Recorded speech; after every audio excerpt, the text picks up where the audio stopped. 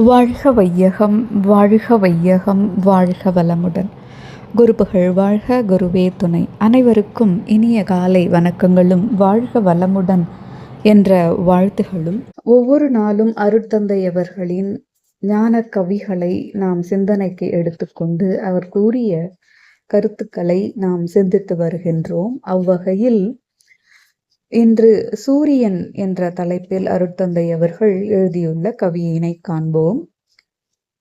சூரியன் அனைத்து இயற்கைக்கும் மூலமாக இருக்கக்கூடிய இந்த சூரியனை குறித்த சிறப்புகளை அருட்தந்தை அவர்கள் ஒரு கவியில் பாடியுள்ளார்கள். அந்த கவியை இப்போது காண்போம். ஆதித்தன் எனும் அண்டத்தியக்கம் நோக்க அது பெரிய கனலண்டம் ஆகா ஆகா. ஆதித்தன் எனும் அண்டத்தியக்கம் நோக்க அது பெரிய கனலண்டம் ஆகா ஆகா. சோதித்து பார்க்க அதன் சூடு தன்னை சொற்கடந்த நிலையென்றோ. அது சோதித்து பார்க்க அதன் சூடு தன்னை சொற்கடந்த நிலையென்றோ. கருவி ஏது? வாதிக்க யார் உண்டு? வாதிக்க யார் உண்டு? வான வீதி வழிநெடுக நம் சக்தி பூரணம்தான். வான வீதி வழிநெடுக நம் சக்தி பூரணம்தான். பேதித்து சலனமுறும் நிலையை தாண்டி, பேதித்து சலனமுறும் நிலையை தாண்டி பேரறிவில் பேசுகின்றேன் இங்கே வாரீர், பேரறிவில் பேசுகின்றேன் இங்கே வாரீர் என்று அருட்தந்தையவர்கள் சூரியனின் சிறப்பை கூறுவதோடு அதனை கடந்து நின்ற பேரறிவு நிலையை குறித்தும் இப்பாடலில் விளக்கியுள்ளார். சூரியனுக்கு இன்னொரு பெயர் ஆதித்யம்.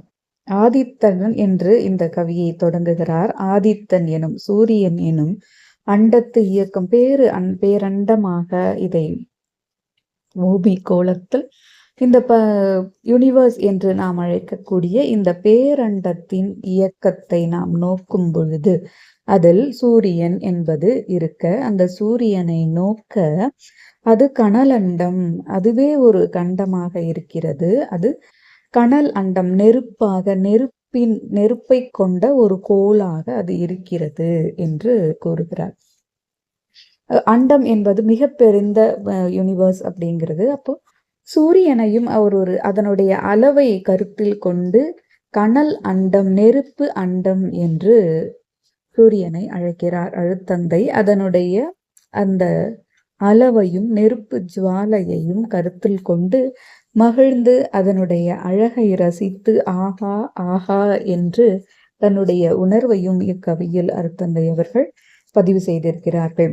சோதித்து பார்க்க அதன் சூடு தன்னை சொற்கடந்த நிலை என்று இவ்வளவு கனலண்டம் என்று பெயர் வைத்திருக்கிற இந்த சூரியனை நாம் சோதித்து பார்க்கலாம். எவ்வளவு சூடு இதில் இருக்கிறது என்பதை நாம் சோதித்து பார்த்தாலும் அது இவ்வளவு என்று நம்மால் அறுதியிட்டு கூற முடியாத அளவிற்கு சொற்கடந்த நிலை, அவ்வளவு அது சூடாக இருக்கிறது. ஏதோடும் அதை ஒப்புமைப்படுத்தவே முடியாது. இதை போல ஒரு சூடு, அதை போல ஒரு சூடு என்று.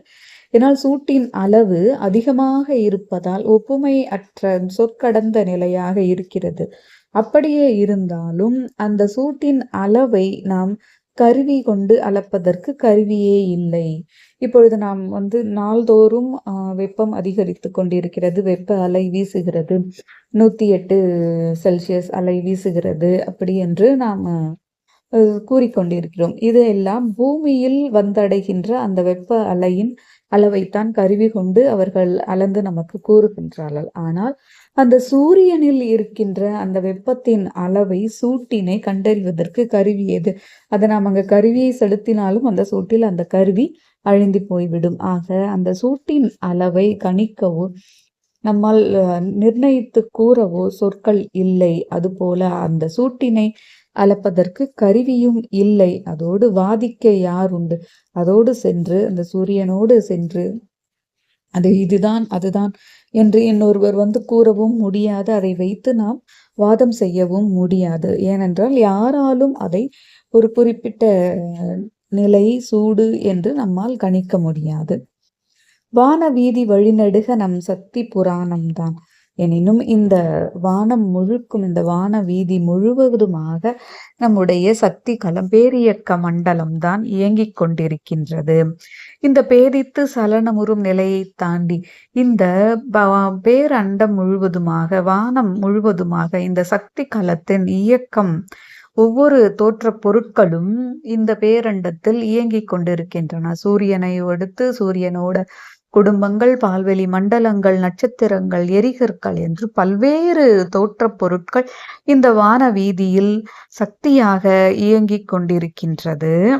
அந்த சக்திக்கு பூரணமாக இருப்பது பால்வெளி மண்டலம் முழுவதுமாக சக்தி களம், இயக்க ஆற்றல் நிறைந்திருக்கிறது. பூரணம்தான் நம் சக்தி, பூரணம்தான். இந்த பால்வெளி மண்டலம் முழுவதுமாக சக்திகளும் இயங்கிக் கொண்டிருக்கின்றது. அந்த இயக்கத்தால் ஏற்படும் சலனமுறும் நிலையை தாண்டி, அந்த இயக்கமற்ற நிலையை தாண்டி அமைதியான நிலையில், இருப்பு நிலையில், பேரறிவில் பேசுகின்றேன். நான் பேரறிவில் இறையோடு சுத்த வெளி அந்த நம் சக்தி என்று கூறப்படுகின்ற இந்த இயக்க நிலையை, இயக்க களத்தை, அது நமக்கு இயக்கத்தினால் ஏற்படும் சலனங்களை எல்லாம் நான் கடந்து அந்த நிலைகளை தாண்டி சுத்த வெளி எனப்படுகின்ற இந்த பேரறிவோடு என்னை கலக்க விட்டு நான் பேசுகின்றேன். ஆதலால் இங்கு இயங்கிக் கொண்டிருக்கின்ற இந்த சலனமுறு நிலைகளிலிருந்து மனிதர்களாகிய நீங்கள் மனம் சலிப்புறாமல், சலனமுறாமல், நிலைப்பேறு பெற்றிருக்கும் பேரறிவோடு உங்களை இணைத்துக் கொள்ளுங்கள். இங்கே வாரீர், நான் பேரறிவில் இருந்து பேசுகின்றேன். இந்த சுத்த நிலையிலாகிய மெய்ப்பொருளோடு தொடர்பு கொண்டு பேரறிவு நிலையில் பங்கு கொள்ள வாரீர் என்று சூரியனின் சிறப்பை கூறும் அதே வேளையில் அந்த இயக்கங்களை எல்லாம் கடந்த பேரறிவோடு சுத்த வெளியோடு இணைந்து செயலாற்றுங்கள் என்று அருட்தந்தையவர்கள் இக்கவியில் கூறியிருக்கின்றார்கள். ஆகவே நாம் நம்முடைய வாழ்நாளில் பெரும்பாலும் சலனமுற்ற நிலைகளிலேயே எண்ணம், சொல், செயல்களை வைத்திருக்கின்றோம். அதனை கடந்து பேரறிவு நிலையில் மனதை வைத்து செயல்படுவோம் என்று கூறி இன்றைய நாள் அனைவருக்கும் இனிய நாளாக அமைந்திட வாழ்க வளமுடன் என்று வாழ்த்தி விடைபெறுகிறேன். நன்றி. வாழ்க வளமுடன்.